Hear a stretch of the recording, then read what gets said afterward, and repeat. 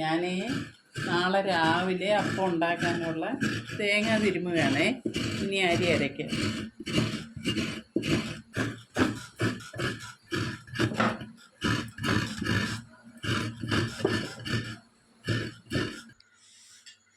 ഇത് 4 മണിക്കൂർ മുമ്പ് കുതിർത്ത് വെച്ചിരുന്ന അരിയാണ്. അതിൻ്റെ കൂടെ ഇനിയും തേങ്ങ ഇടണം, ശകലം ചോറിടണം, ശകലം ജീരകവും ഇടണം. എന്നിട്ട് നമുക്ക് അരയ്ക്കാം. ചോറിടാം,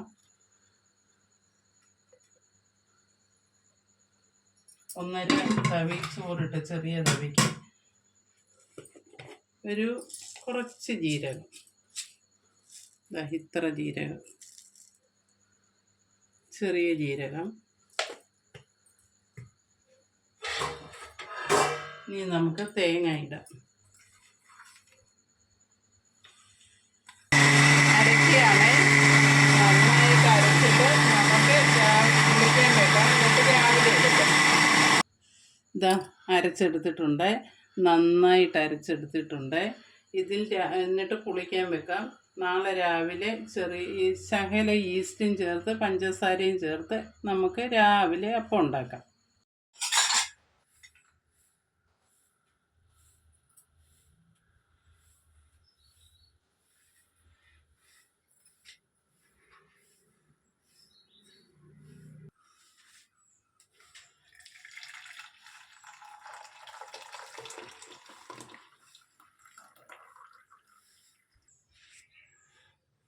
ഹലോ, നമുക്ക് അരച്ച് വെച്ചിരുന്ന മാവ് പുളിച്ചോന്ന് നോക്കാം. ഇനി നമുക്ക് പുളിച്ചിട്ടുണ്ട്.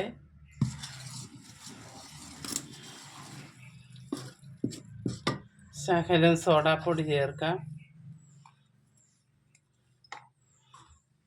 മധുരത്തിന് വേണ്ടി 1 സ്പൂൺ പഞ്ചസാര ചേർക്കാം. ആവശ്യത്തിന് ഉപ്പ് ചേർക്കാം.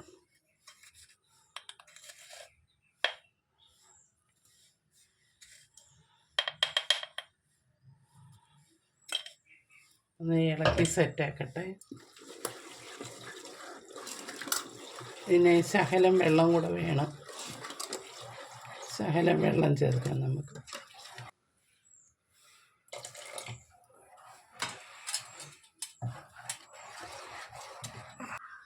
സ്റ്റവ് കത്തിക്കാം, കല്ല് വെക്കാം. ഞാൻ കല്ലപ്പമാണ് ഉണ്ടാക്കുന്നത്, അല്ലാതെ സാധാ അപ്പമല്ല, കല്ലേലുള്ള അപ്പമാണ് ഉണ്ടാക്കുന്നത്. ചൂടാകട്ടെ. കല്ല് ചൂടായി, നമുക്ക് എണ്ണ തൂക്കാം. എണ്ണ തൂക്കുന്ന ഇത് കണ്ടോ? ഇത് പഴയ രീതിയിലുള്ള ഒരു എണ്ണ തൂക്കുന്ന നമ്മുടെ വാഴക്കൈയാണിത്. കണ്ടോ? എണ്ണ തൂക്കാൻ നല്ലതാണ്, കൈയൊന്നും പൊള്ളത്തില്ല. സൂപ്പറായിട്ട് എണ്ണ തൂക്കാൻ പറ്റുകയും ചെയ്യും. പൈസയില ഒന്നുമില്ലാത്ത എണ്ണ തൂക്കുന്നതായത്. ഇതെല്ലാം ഇട്ട് കഴിഞ്ഞ് ഒരു 10 മിനിറ്റ് വെക്കണം ഇത് കേട്ടോ.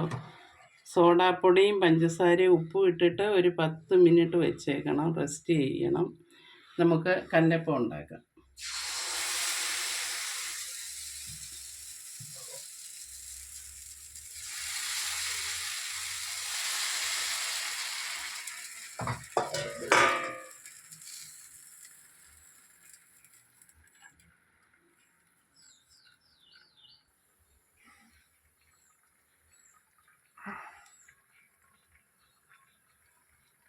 കല്ലപ്പത്തിൻ്റെ കൂട്ടം കടലക്കറിയാണ്.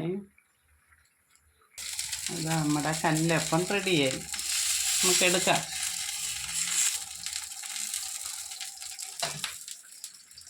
നമ്മുടെ ഇതുപോലെ എല്ലാം ഉണ്ടാക്കണം. നമ്മുടെ കല്ലപ്പം കണ്ടോ? അടിപൊളി കല്ലപ്പമല്ലേ?